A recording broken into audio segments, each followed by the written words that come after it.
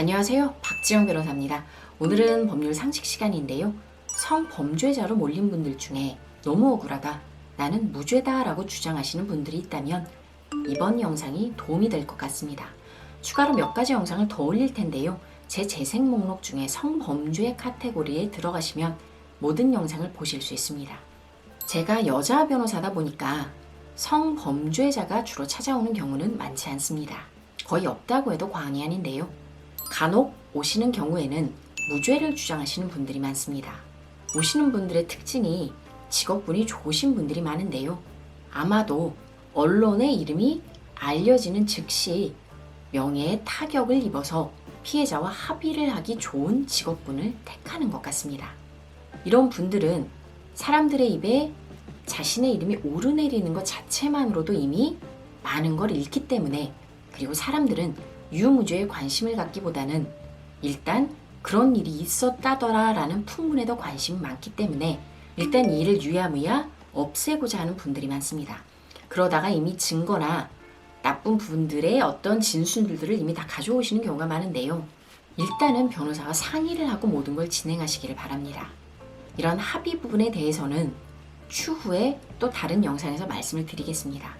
오늘은 피고인의 구체적이고 일관된 진술을 좀 말씀드리려고 하는데요.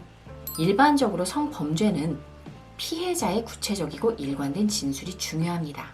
사실 성범죄에서 물증이 많지 않고 피해자의 진술 위에는 증거를 찾기가 어렵기 때문에 피해자의 진술을 중요시하는 이러한 사회 분위기는 매우 바람직합니다. 그러나 이러한 분위기에 편승해서 있지도 않은 사실을 만들거나 그러한 분위기가 아니었음에도 불구하고 그러한 사람으로 몰면서 돈을 요구하거나 또는 계약을 요구하거나 다양한 것들을 요구하곤 합니다.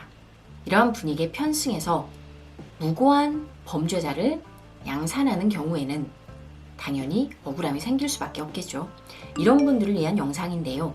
보통은 제가 그날 어떤 일이 있었습니까? 라고 질문을 하게 되면 기억이 잘 안 나요. 혹은 뭐 방에 따라오라 그래서 갔다가 몇 분 안 뵀어요. 몇 마디 얘기한 게 다예요 라고 얘기를 하신 분들이 많아요.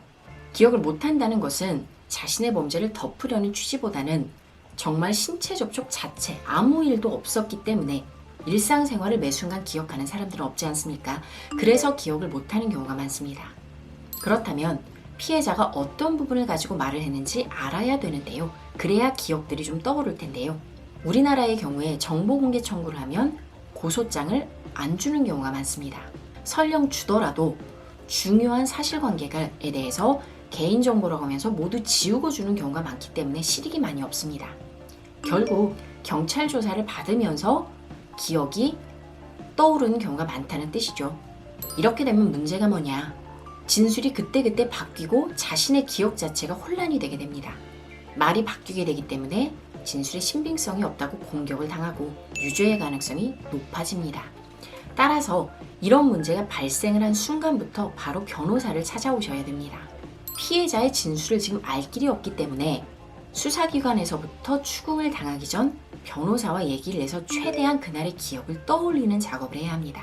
대략적으로 말씀하시면 안 되고 문에 몇 시쯤에 어떤 연유로 들어갔고 몇 분 정도 머물렀으며 다른 사람이 있었는지, 없었다면 피해자와의 거리는 어떻고 피해자로부터 어느 장소에 있었는지, 그리고 신체 접촉이 있었다면 어떤 부위를 몇 초 어떻게 잡았는지, 손이 이랬었는지 주물렀는지 등등 다양한 방식으로 구체화시켜야 합니다. 사안마다 조금씩 다르기 때문에 이 부분을 꼭 판단을 받으셔야 하고요. 어느 정도 기억이 일치된 다음에 경찰 조사를 받으러 가셔야 상대에 대한 진술이 나와도 그때는 사실이 아니다 라고 바로바로 반박이 가능하고 일관된 진술을 하실 수가 있습니다.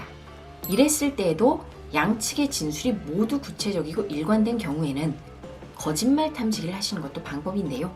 이 부분에 대해서는 다음 영상에서 알려드리도록 하겠습니다. 또한 추가로 피해자와 합의를 해야 되는지, 어떤 정도를 성적 수치심이라고 해야 되는지 등등 다양한 문의가 있는데 이 부분에 대해서는 잘 선별해서 제가 영상을 좀 올려보도록 하겠습니다. 추가 문의 사항은 연락 주시기 바랍니다. 감사합니다.